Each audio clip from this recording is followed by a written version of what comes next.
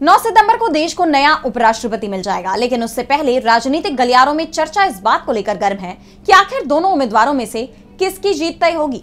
और इसी को लेकर शिवसेना यूबीटी के मुखपत्र सामना में इस चुनाव की संभावनाओं और गणित को लेकर दावा किया जा रहा है कि इस बार इंडिया गठबंधन के उम्मीदवार की जीत हो सकती है, जिसे लेकर एनडीए खेमे में खलबली मच गई है। देखिए ये रिपोर्ट। राजनीतिक गलियारों में इन दिनों उपराष्ट्रपति चुनाव को लेकर सरगर्मियां तेज हैं। 9 सितंबर को होने वाले चुनाव को लेकर बीजेपी भले ही अपनी जीत का दावा कर रही है, लेकिन राजनीतिक जानकार इसे एक बड़ा खेल मान रहे हैं।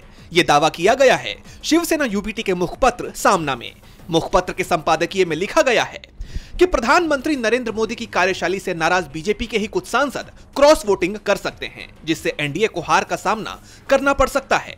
संपादकीय में आगे लिखा गया है कि उपराष्ट्रपति पद पर काबिज होने वाला व्यक्ति राज्यसभा का सभापति भी होता है। ऐसे में अगर इंडिया गठबंधन के उम्मीदवार की जीत होती है तो बीजेपी को अविश्वास प्रस्ताव का डर सता सकता है।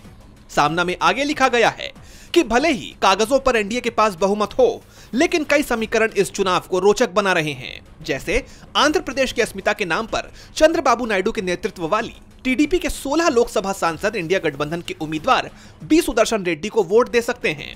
दिल्ली के कॉन्स्टिट्यूशन क्लब के हालिया चुनाव में गृह मंत्री अमित शाह के समर्थित उम्मीदवार की हार ने यह साफ कर दिया है कि बीजेपी के अंदर भी मतभेद पनप रहे हैं।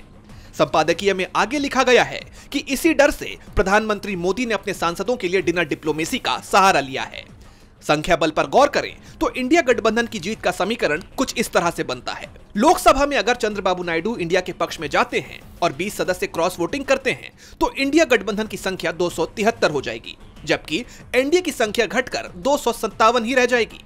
राज्यसभा में अगर एनडीए के 10 सदस्य क्रॉस वोटिंग करते हैं तो इंडिया गठबंधन के पास 97 और एनडीए के पास 102 वोट होंगे। दोनों सदनों के कुल वोटों को मिलाया जाए तो इंडिया गठबंधन को 370 और एनडीए को 359 वोट मिल सकते हैं, जिससे इंडिया गठबंधन की जीत तय मानी जा रही है। अब बीजेपी की डिनर डिप्लोमेसी काम करेगी या फिर क्रॉस वोटिंग से एनडीए को बड़ा झटका लगेगा, ये तो 9 सितंबर को ही साफ हो पाएगा। डीबी लाइव की रिपोर्ट।